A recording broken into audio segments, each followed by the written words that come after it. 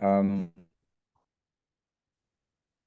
the conversation on religion and ecology. Well, but this is the second one, and I hope for the next one we'll do better promotion ahead of the time, because somehow this one we did it very late. I mean, sending the flyers, etc. So for next month, I think it will be France, right, France? So the first one last month, it was Zaima, and now the second one, Mas Afnan. So usually we do presentation, well, probably 20-30 minutes, and then we'll have discussion. At most, we will finish in 1 hour, but it can also finish earlier if there's nothing more to discuss. But yeah, so please, Mas Afnan, you may start. Okay, thank you, Pak Zainal. I will do my presentation as quick as possible. Sorry, Actually, Mas this is Afnan, part of my... I'm sorry to interrupt. Probably you can make your slide full screen, so it's easier for us later. Okay. Yeah. Yeah. Okay, that's better. Yeah. Yeah. Okay, thank you, Pak Zainal, for the opportunity so I can share my... actually, this is part of my dissertation. I will try to make it very quick. And wait, yeah. I know that if I discuss my topic, I mean, in very detail, it will take a lot of time. So I will make it concise. This is the title.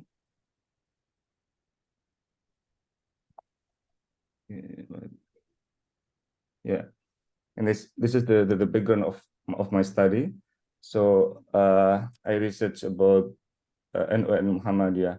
But before I move to the main topic or main discussion of my dissertation, I will discuss about the background of my study. Yeah, ecological crisis is a common challenge and concern for people of different religious, ethnic, and national background. There can be momentum for collective work, solution, and environmental problems that cannot be carried out partially. So all people should involve in dealing with ecological problems. They must involve all parties with a variety of appropriate approaches. And they require not only technical approaches, which so far have been undertaken by experts, but also a strong theological foundations, since specific environmental crises and forms of damage result from theology, like what Lynn White Jr. Argues that roots of ecological crisis lie in religious cosmology. Moreover, they argue that religious norms and traditions which promote the exploitation of nature are very dangerous and must be criticized and also reformed. And then ecological crisis is one of the main problems of sustainability in Indonesia. Uncertain policies and then weak law enforcement, fast population growth, economic growth, changes in people's consumption patterns, and then poor sanitation, insufficient waste management are some obstacles that lead to environmental degradation in these developing country, Indonesia. Also, the environmental school programs that foster environmentally responsible behavior have failed to build environmental awareness for students due to the top-down method that have been applied in schools and also universities. And then furthermore, Gottlieb argues that as element of every human civilization, religion are undoubtedly critical components of ecological crisis. Also, religions have been recognized as a useful driver of support for ecological movement. Religion's appearance in the background of ecological movements is not something new, as religions influence people and create ethics underlying necessary attitude towards nature. Governments and non-government organizations on environmental affairs have become increasingly aware that religion can inspire people to deal with ecological problems. Regarding the case of Islam, for example, McLeod and Palmer argue that more attention needs to be paid to raise people awareness of the relationship between Islamic teaching and ecology, rather than on ecological principles alone, which they found were sufficiently understood. Okay, now I move to another part.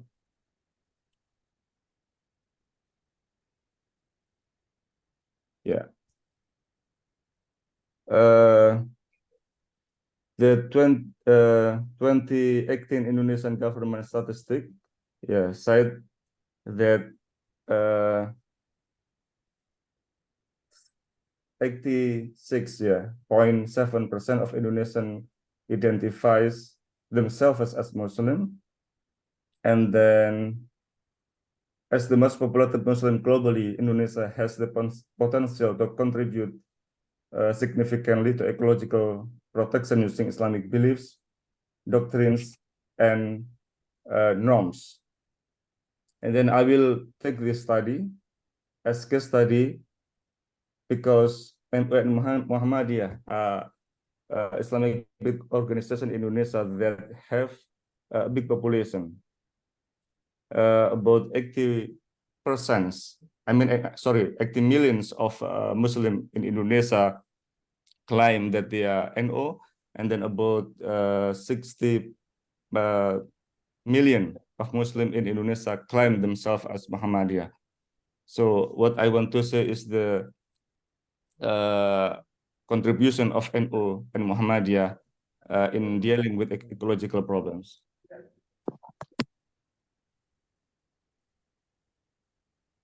Yeah,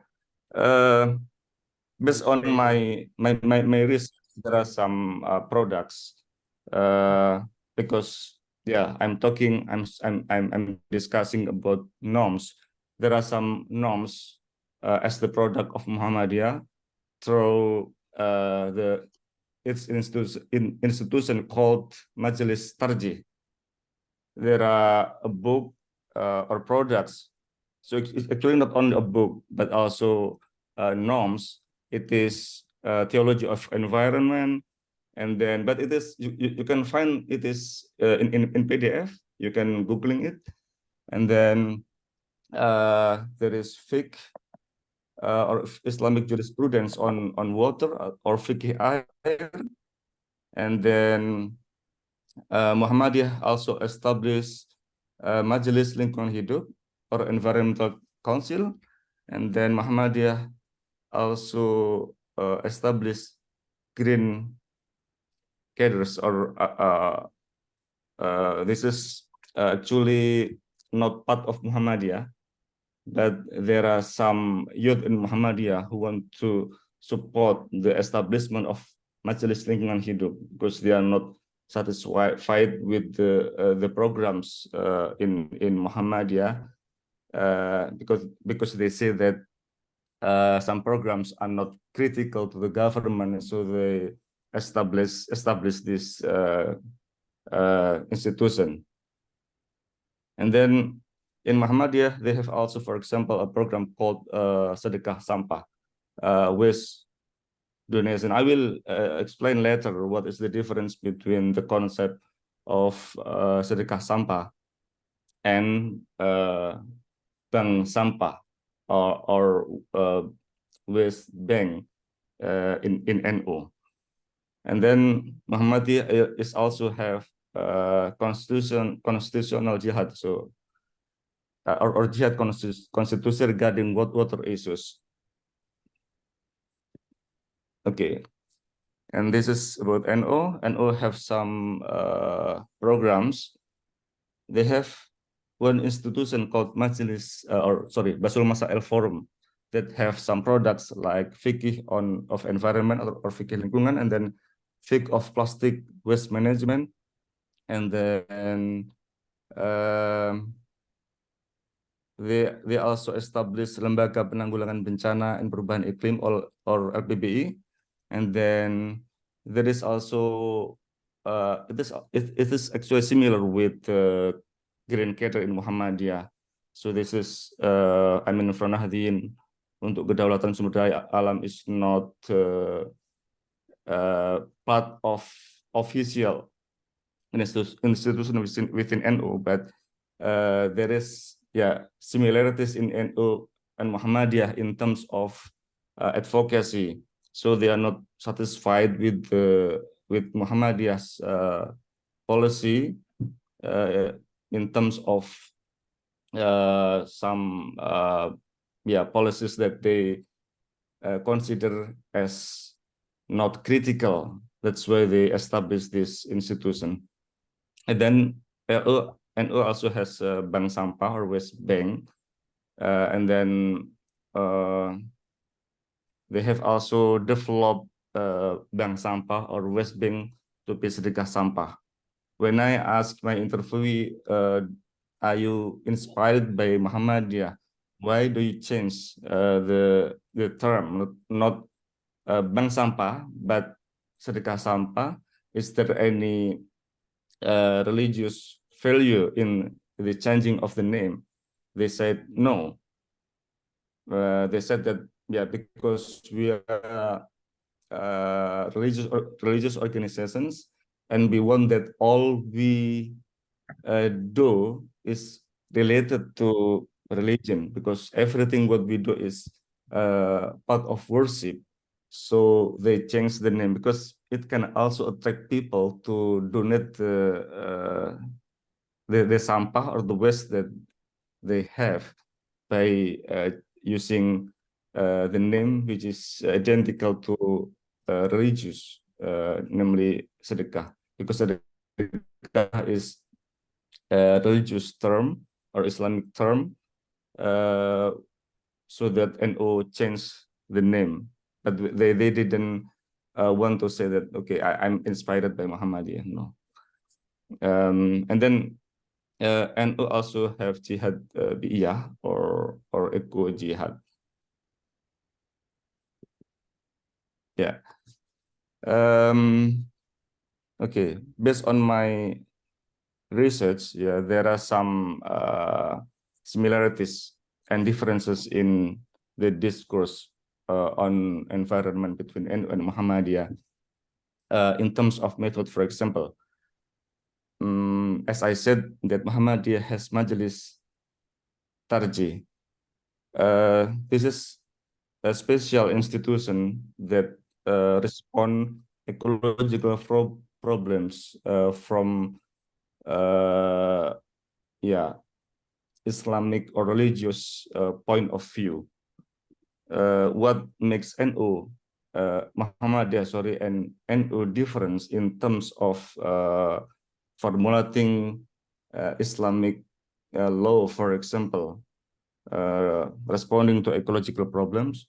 I mean, between Majelis Tarjih and Muhammadiyah is that Muhammadiyah argue that they use ijtihad jama'i. It means that they have in the forum, when they want to respond to, for example, one ecological problem, they invite people from different backgrounds or disciplines, for example, engineer, and then religious scholars, ulama, and so on, to formulate one problem, or to formulate one religious agreement or decision. I mean, religious decision to respond to one ecological problems, for example. And in NO, Basul Masail, every ulama or clerics has its own, they have like institution like pesantren, for example. They have actually also ijtihad jama'i, like the case in Muhammadiyah, but ulama and NO sometimes have their own authority to issue fatwa, for example. But in Muhammadiyah, it never happened. They also always use ijtihad jama'i, and they never use individual ijtihad. So this is the different method between NU and Muhammadiyah. In Muhammadiyah, the product of fatwa should be followed by the jamaah or the ummah or the community. Well, in NO, NO people are free, to follow or not, to obey the fatwa or not. This is what makes NO and Muhammad is different in terms of method. And then the second one is capitalism is the problems. This is statement of NO and Muhammadiyah in the way they criticize government policy. For example, in the case of plastic, one of my interviewees said that actually we don't need plastic if we back to the previous times. People, I mean, long time ago, they didn't use plastic, but they are still able to live in healthy condition. But now people are using plastic because of they say market. So market is a metaphor of capitalism. The same thing or the same statement is also there in Muhammadiyah, because they say that government's policy is not good for people, because people's, I mean, Muhammadiyah's policy and government's policy should be in the same line, and this doesn't happen. That's why Muhammadiyah try to criticize the government. And then there are also what we call cultural dakwah and green maulid. Cultural dakwah is specific to Muhammadiyah. One of my interviewees said that I live in a village, and most of the people are Muhammadiyah. They don't like wayang, for example, but I try to adopt the approach, cultural approach, to teach people, to invite people. For example, he tried to invite communities to have like sedekah sampah program, and then there is also one mosque in that village, and then they make the village eco mosques. While in NO they have also green maulid. People in that area in Lumajang said that this is not Islamic teaching, but he try to convince people in that area. Look, no, this is also actually Islamic teaching. So there is like conflict between NO, I mean in the terms of institution, and NO in cultural level. Yeah. Okay, I think this is something that I can share here about my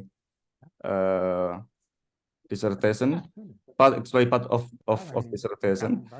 Yeah, this is not complete, but I think we can have more discussion if it is not clear for you. Thank you. Thank you, Pak Zen.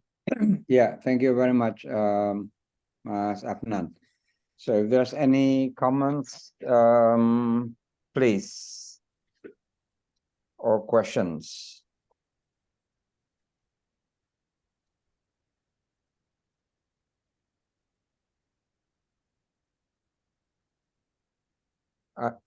Yeah, please, Bu Kori. Sorry, and probably you can take down the slides so we can see each other better.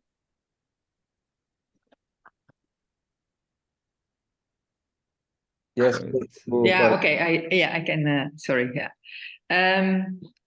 It's a small group, so I take the opportunity to start. Thank you so much, Afnan. I think you are a little bit too modest because you could continue, as far as I am concerned, with this very interesting presentation. For me, this is new, and I'm immediately also thinking of the relevance for what you present for the Dutch society. So I hope you are still in Nijmegen, or you are still in the Netherlands? Yeah, I'm still. Yeah. So okay. still So in then we Netherlands. can follow this up. So that's the first comment. So thank you so much. And I have a question, because you said that there in the Muhammadiyah there is this youth branch that comes with the green cadres, and also on the NU side there is a kind of critical part, semi-NU or part of NU, and is that also related? Is that also youth, or is it just in general an NU critical group that wants NU to be more progressive in this?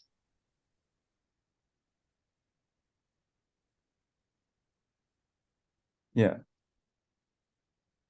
Kori, is this comment, or you have a specific question? Yeah, sorry. The question is whether on both sides, Muhammadiyah and NU, it is young people, youth, that are more critical. And for instance, on the Muhammadiyah side, you have the youth that comes up with green cadres. Is that the same case on the NU side, that it is the young people that are more critical and start with, I don't know what it was called,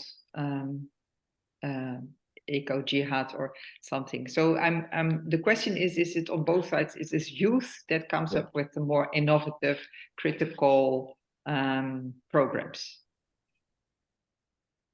Yeah, exactly. You are correct, Bukori.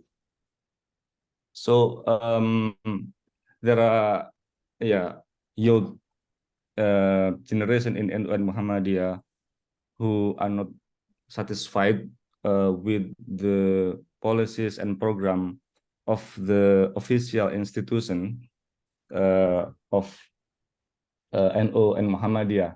In Muhammadiyah, they have Majelis Lingkungan Hidup, or Muhammadiyah Environmental Council, and in NU they have LPBI, which have the consent in climate change.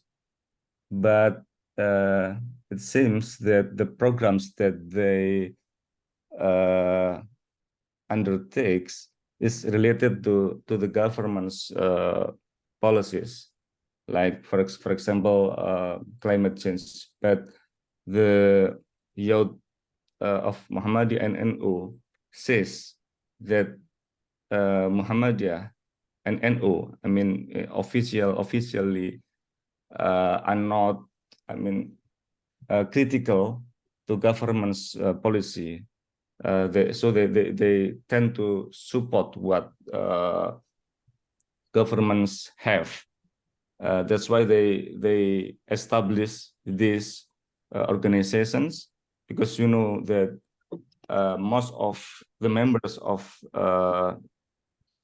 this organization, I mean KHM and Front Nahdlatul, is mostly students. So they have still, I think they still have something in their mind. They are still critical. That's why they have groups, and then they start this organization actually from discussion to discussion, from city to city, and then this organization is getting bigger and bigger.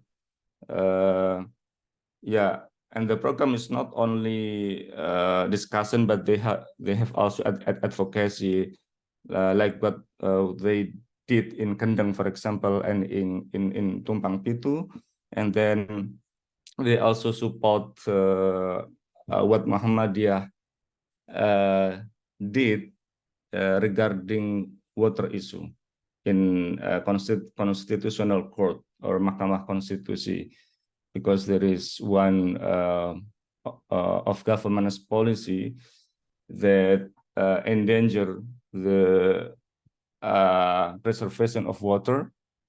And this young people of Muhammadiyah says that, oh, this is there is injustice, this is unfair, and that's why they support the official organization to struggle for the in Mahkamah Konstitusi, and they won. And until now they are still doing their activities, having discussion and promoting ecological justice, and invite many students in Indonesia to join their group.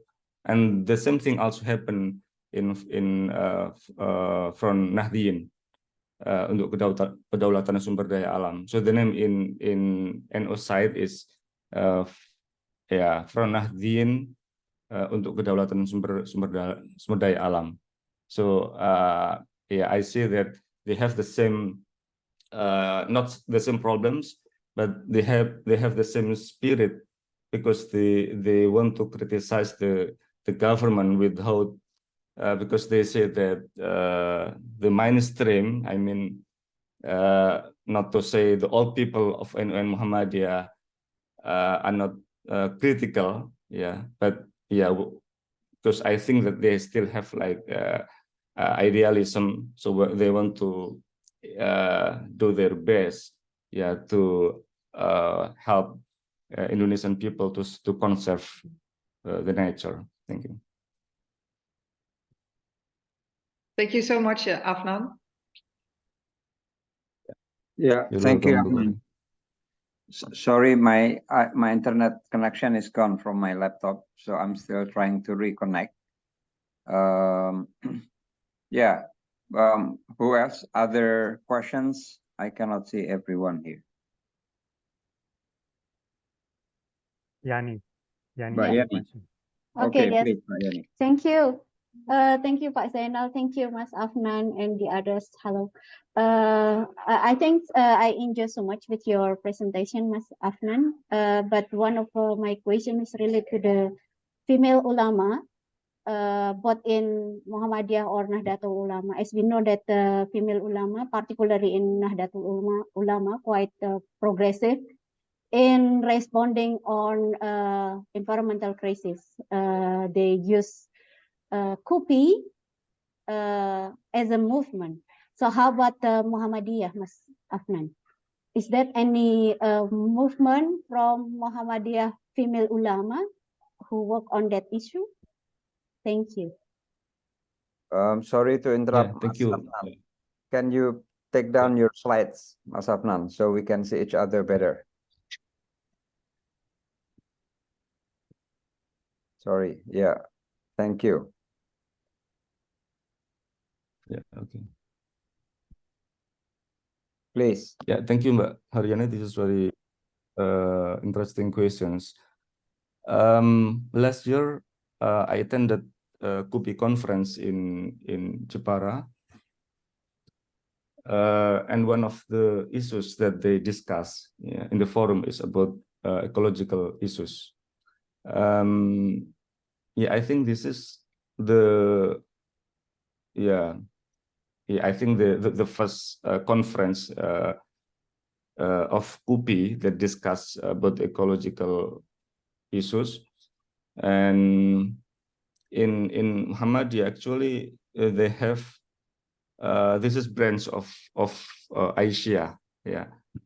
I met one of the figures, namely Mbak Hening. Yeah, they have the same organization like in KUPI, but KUPI is not part of Nahdlatul Ulama, because the member of KUPI is from various backgrounds. Yeah, there are people from Muhammadiyah, from NO, from UI, so they are free to be a member of KUPI.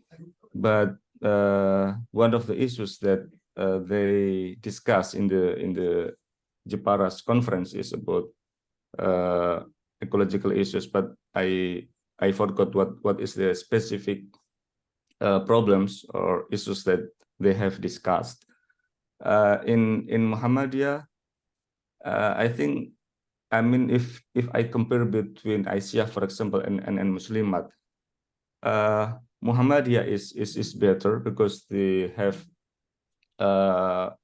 special division within Aisyah, lembaga lingkungan hidup or environmental institution within Aisyah that try to deal ecological problems using I mean, yeah, maybe feminine perspective. Even though the programs like sedekah sampah, also bank sampah, yeah, they have the program in Asia, because they say that women or mother, for example, in Asia, people, yeah, who have, I mean, close relationship with ecological problems. That's why they try to encourage women in Muhammadiyah to actively participate in these programs. So I can say that in terms of official movement, Muhammadiyah is have better progress that than in NO. But I don't agree when you said that KUPI is part of NO. No, because KUPI is natural. But yeah, I'm happy when I visited Jepara. They also specific what was a specific group that discuss specific problem in ecology. Yeah. I also discuss this topic in my dissertation. I interview, for example, the chairman of Aisyah Jawa Tengah. They have one program called Jambore Lingkungan Hidup in Jawa Tengah, in Solo. I think it was 3 years ago. Yeah, but in Muslimat, I didn't see this kind of programs, but I don't know if I'm mistaken. Yeah. Okay, thank you so much, Mas Afnan. Because what I see at the practical level, it is more complex, yeah. Like what we see from provincial or on the kabupaten, they have specific programs, but maybe the other is not.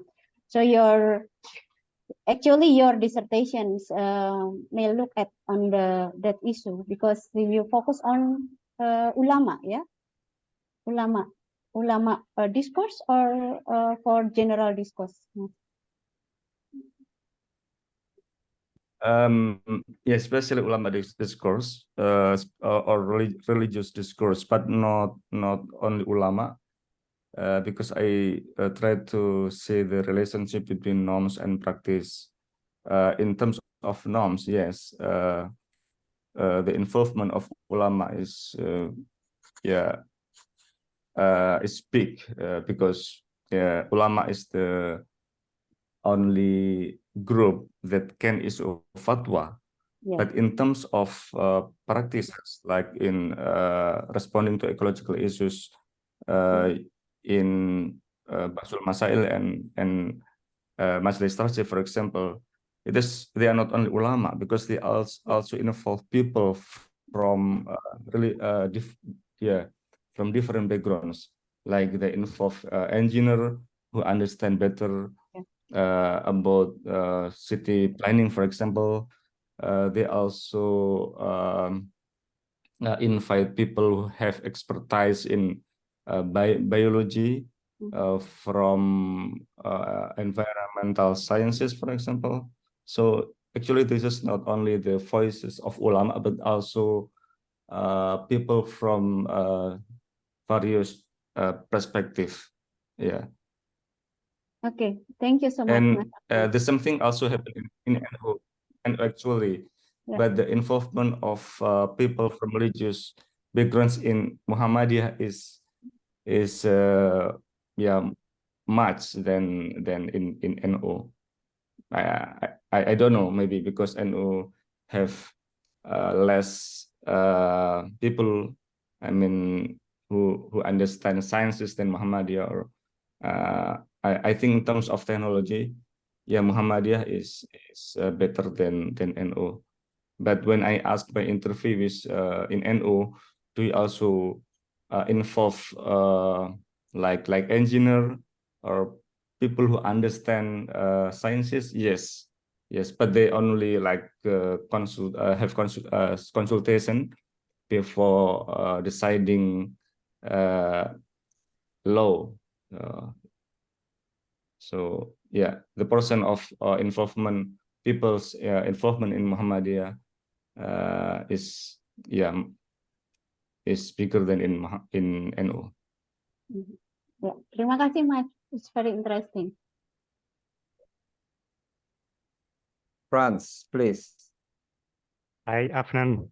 Sorry, I missed most of your presentation due to internet connectivity. But I'm supposed to know the contents of your project so far. Just before this meeting, I was reading a very interesting doctoral dissertation written by June Chakyaningtias. I hope I pronounced the name well. And the topic is sustainable living practice among urban women in Java on the role of religion in environmentalism in everyday life. And it is more or less in connection with Haryani's thesis. At least her introduction, more or less confirms an insight that I gained over the past years, that there is a huge gap between what the institutions do and the many fatwas and institutions, and what ordinary people, including NU and Muhammadiyah members, do in their everyday life. My question is, do you see that in your research, that there is a huge gap between what organizations do, both NU and Muhammadiyah, in all their institutions and fatwas and so on, and what people, just ordinary, in this case, women, do in their everyday life? Do you see that in your projects as well? And then my next question would be, I mean, I assume that your dissertation also will end in some recommendations. how do you see that institutions can deal with that gap, or how to overcome that gap? Yeah, for the first questions, yeah. Yeah, I think when I compare between institutional religion, like on institutional organization like and Muhammadiyah, when I compare with yeah, lay people, for example, who have NU and Muhammadiyah's background, the result actually is more interesting when I deal with lay people. Yeah, probably they don't understand religion well. Yeah, but they what to say? Yeah, but they are successful in put religion, yeah, side by side with culture. So they are not strict in understanding norms or religions. That's why maybe in one discussion I have said to you that I'm yeah, frankly speaking, I'm bored. Sometimes I'm bored with my data. I mean, when I, for example, speak with people from yeah, NU and Muhammadiyah as institutions, yeah, because when they speak, yeah, they always speak maybe black and white, for example. But when I speak with yeah, members, can I mention them as cultural? Yeah, it is more interesting because they are not strict. Yeah, they do not speak about white, black and white, but they are very honest. Yeah, they can see something honestly from cultural perspectives. So yeah, talking about people like people's argument, yeah, is more interesting, yeah, than people from official institution. Maybe in bahasa Indonesia I can say pengurus. Just like the case that I mentioned about Maulid Hijau in Lumajang, Jawa Timur. So people there in Lumajang are trying to defend their land from perhutani. So this is like institution that deals with the forest, government agencies that deal with forests. Yeah, in NU Lumajang, I mean NU branch Lumajang. Yeah, people say that Maulid Hijau, I mean the case that I mentioned before, Maulid Hijau is not part of religion, it's not part of Islam.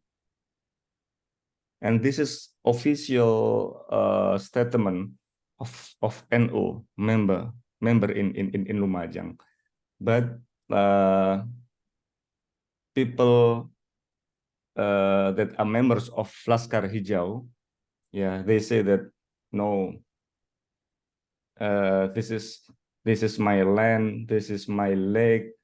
So I want to speak, I want to defend my lands, yeah, using my own perspective.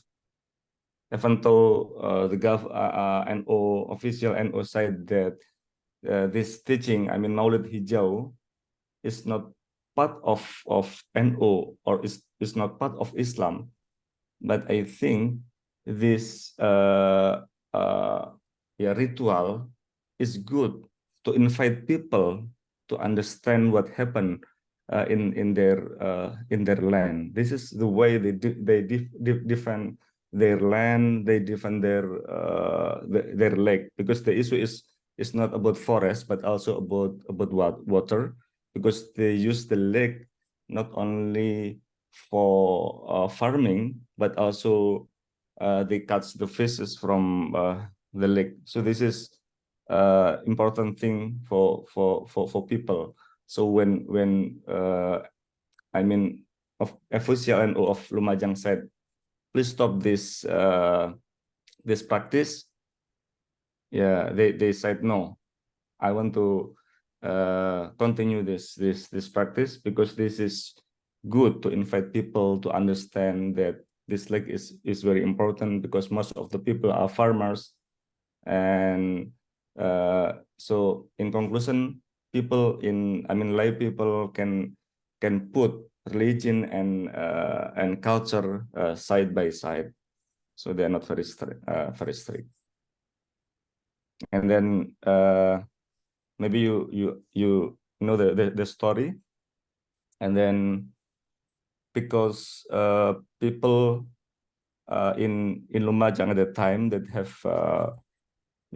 have problems in defending their lake, their land, people don't want to follow the instruction of NU Lumajang at the time. And then NU Lumajang want to report this problem to PBNU in Jakarta. But at the time, one of the people, my interview, said that yeah, because at the time Gus Dur was still alive, and then he tried to call Gus Dur, and he tried to tell this story to Gus Dur, and then he asked Gus Dur, what do you think about this case, about these problems? Gus Dur said, yeah, forest is for society. Go on, I will back up you. I will be standing behind you. And that's why this ritual, Maulid Hijau. Do you know Maulid Hijau, Pak Frans? Maulid is the birth of Prophet Muhammad. So they use religious event, Maulid, and then they combine with sedekah, like sedekah bumi or sedekah danau.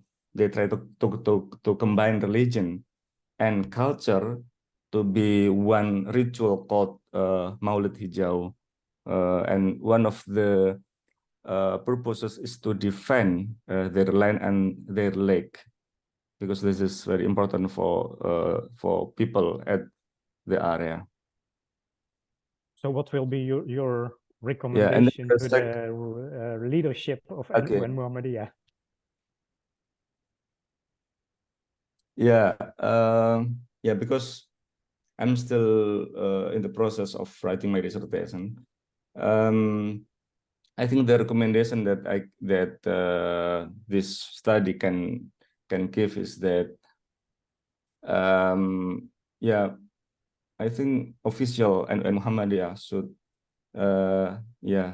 hear to the voices of people in grassroots, because they understand well the problems that they are facing. So there must be intensive dialogue between NU official and NU cultural, NU in the top of board, and NU in the grassroots. And there should be someone who become a bridge between people in the top and people in grassroots. I think this is very important, so that both NU and Muhammadiyah can learn from the lived religion or daily practice of people in the grassroots in terms of in dealing with nature. Yeah, this is one of my recommendations. Okay, terima kasih. yeah, it is not sufficient only to interpret, for example, or to understand religious texts only from the perspective of ulama, but they have to also consider the voices of people in grassroots, because they understand more about their land, their nature, and their water. So there are like local wisdoms that NU official and Muhammadiyah should learn from them. Terima kasih. Yeah. Any other question? Sama-sama. I don't see anyone raising hands, but I have a question, Mas Afnan. I was wondering, you don't speak about this, but I was wondering, well, if you see, I mean, from your slides on NU and the other one on Muhammadiyah, we can see that they have similar types of responses. So each of them has a forum to produce fatwa, and then an institution. Yeah. I mean, official institution, and then external. I think probably Muhammadiyah Green Cadres are also youth. So each of them has it. And then in terms of program, there's also quite similarities. I was wondering whether they work together or they communicate with each other. That's one thing. And then secondly, in terms of their audience, are they limited to their own constitutions? I mean, NU to NU people, Muhammadiyah to Muhammadiyah people. Thank you.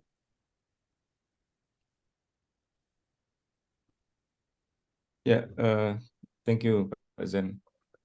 I think this is important for my dissertation. This is also a sort of recommendation that, yeah, like what Pak Franz suggests about the recommendation, what I can recommend. Yes, you are right. It seems that like border between NU and Muhammadiyah in communications. I think this is because of the differences in some branches of religions, and like for example, you know, last time ago people are debating about actually this is not essential part of NU and Muhammadiyah, about Qunut, for example, about Yasin, about Tahlil. This is something that now people are still in like conflict, but this is actually only in their mind that okay, NU and Muhammadiyah are different, so they always contrast between NU and Muhammadiyah, not only in daily life, not only in religious practices, but also in politics. Even though if we follow the news, now they are more fluid than before. Yeah, like in PKB in NU, they now they can work, but in grassroots it seems that it is still difficult, because it seems that like there is something like border between NU and Muhammadiyah. So I think you are right. What we should do is to provide a lot of forums so people in Muhammadiyah and NU can meet, sit together, discussing one specific topic or a lot of topics about ecology, because as I said earlier, ecology is a topic that all people have concerns. Yeah, for example, if there is a problem of flooding, for example, so yeah, flood can attack anybody, not only NU people or Muhammadiyah people. So I think this is the topic that and Muhammadiyah can do together. They can collaborate to solve these problems. I think because of the problem of, I think, like psychological problems in the past, so it is something in some extent it is difficult, especially people in the grassroots. So what we can do, or activists can do, is actually to bridge between NU and Muhammadiyah with ecological programs. And I think it has happened, especially when they invite young NU or young Muhammadiyah, because in the case of Front Nahdlatul and KHM, they can work together. For example, Gus Ray Murtado and Mas David Effendi, they can work together. It is very possible. But and also in Mbak Haryani's questions, Muslimat and Aisyah can work together. There is one, if I'm not mistaken, there is one funding from the government agency, but I forget what is the issue, maybe plastic or sedekah sampah. So Muhammadiyah and Aisyah can work together. But for, I think LPBI and MLH also can work together, but they still have, limitation. Not like the case of Nahdlatul and KHM. They are very fluid. They can not only work together, but also they can work in very detail. This is what I see. So I think it is very possible to touch NU and Muhammadiyah by touching the young generation of NU and Muhammadiyah. And also we can also use education, because that environmental education in Indonesia didn't work well.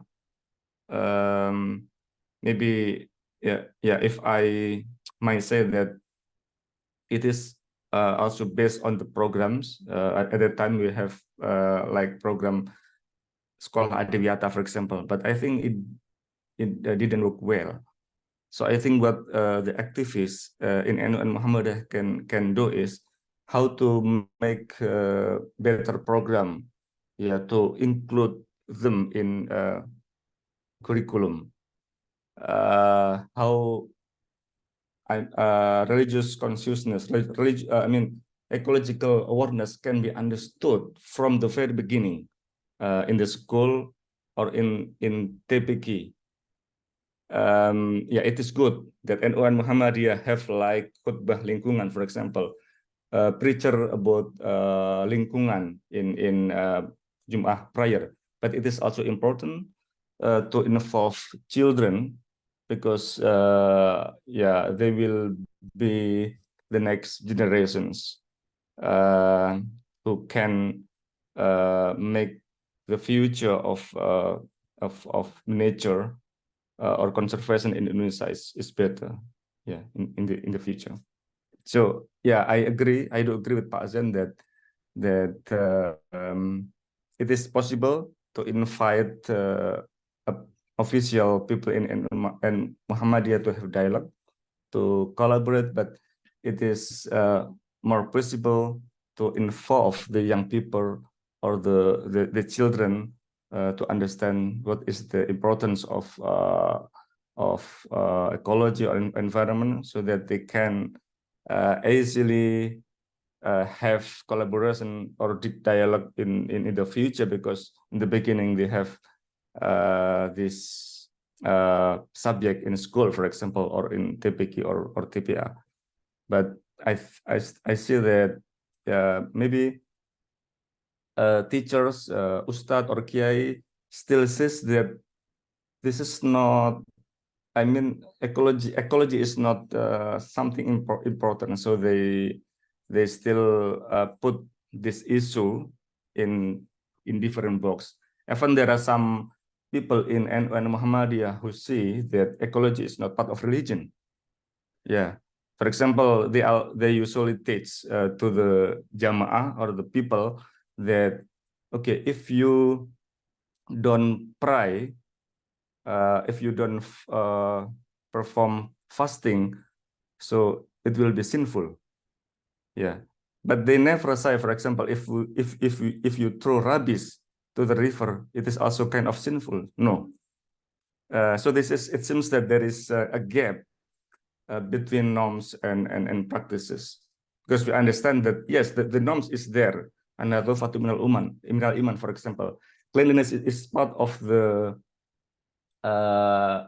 faith or iman, but it is still only there in the wall, in the textbooks. But I think they still failed to put this into practices. I think this is something that we have to work very hard, to solve the gap between norm and practices. Yeah, okay. Thank you very much, Mas Afnan. This is very interesting discussion, but it's already 4 p.m. here in Indonesia. So it's already more than 1 hour. But if you you may see the chats, I think there's some interesting discussion. If you can look at it, and but yeah, probably this is for the next session, because we don't have more time now. Franz, do you want to say something? Yeah, so the next session will bridge the last comment of Afnan, and that will be on 6th November, if I'm the first Monday of the month. Yeah, so I will present. And it is exactly about the last topic. We discussed that we have 2 podcasts, one on inclusive education and one on ecology. And I will try to bridge the 2 discussions to come to inclusive environment education. How can we include the topic of environment, ecology into inclusive education? So that will be the topic of next month, 6 November, 3 p.m. Indonesian time, and by then it will be winter time in Belanda, so 9 o'clock. okay. Yeah, okay. Well, thank you very much. So that's also an invitation for all of you to join again this meeting exactly 4 weeks from now. 6 November. Yeah. Okay, see you then, all of you. And Mas Afnan, again, thank you very much for your presentation. Thank you. Terima kasih. Terima kasih banyak, Mas Amran. Sukses. Segera Di mana, Mbak? sukses ya. Selamat sore semua. Selamat sore, Bu Kore, Bye Pak bye. Zen, Pak Fran. Halo. Bye. Selamat sore, Bu Yani. Pak Frans ada di mana? Di Jogja. Sudah di Jogja lagi? Ya. Ya. Selamat ya, sudah jadi dosen Indonesia sekarang. Ya. Yeah, congratulations for having Sudah punya IDN. PK. Iya betul. Berarti harus ini Pak, IDN. dirayakan. Oh, perlu dirayakan ya. Iya. Nah, dan besok akan ada diskusi dengan Mas Anco ya. Besok ya. Ya, sekalian promosi untuk yang berada di sekitar Jogja. Besok ada diskusi Mas Anco dengan Frans mengenai film yang dibintangi oleh Mas Anco, The Indigenous. Offline or online, Pak? Offline or online? Offline di Benteng Frederberg. Jam berapa, Mas Anco? Oh, nggak ada online. Jam 1. Nggak ada online, friend. Jam 1. Tidak Nggak ada ada. online-nya? Nggak ada kayaknya, Fran. Tidak Ada. ada. Dalam Ini bahasa Indonesia, tetapi bahasa saya tidak bisa bicara dalam bahasa Indonesia. ya sudah Yeah, lumayan. this is bisa. the opportunity to practice berbahasa Indonesia, Pak but, Frans. I think Astrid will translate. That's what she promised. Anshu, is that correct? I think so. I think so. The film has subtitles in English, and so I agreed with Astrid that she will, if needed, she will translate from English to Bahasa and the other way around. So tomorrow 1 p.m. Benteng Frederberg. Yeah. Yeah. So watching the film The Indigenous. Is there anyone from Watchdog coming, Mas Anjo? Belum ada konfirmasi. Oke. Pastinya ada tapi belum tahu jadi apa enggak. Okay, see you all. And should we just enter the Vredenburg? I mean, Yeah. where it just open? Astrid and friends will be there and just Okay. Okay. yeah, it's through registration, so only those registered. Oh, I did not come in. register. Yeah, but we are automatically registered. Okay. What is the dress code? Transcendentally. Huh? What is the dress code? Indigenous or? No, it's West- a transcendental, so identified by worldly instrument. Yeah. Is there indigenous Dutch dress? There is, but I don't have it with Yeah, me. Wooden the shoes. dress that Wooden shoes. yeah, the dress that people usually take picture in Yeah, Volendam, you know, Pak Frans? Afnan Okay. Afnan made that picture. I never made that picture, you know. Yeah, people, I mean, Indonesian people who visit Netherlands, they usually go to Volendam to have picture. Yeah. And once again, you know, I'm not a Holland person. I'm a Southerner, so I never I never wear wooden shoes. So only non-Dutch take photo for that. Dutch Yeah. people would not take them. Yeah. Okay. Well, Okay, Pak, see you tomorrow, tomorrow. Pak. hope to see you later this week, Pak Frans. Yeah. Yeah. See you tomorrow. Okay. Bye. Yeah. Bye. Bye-bye.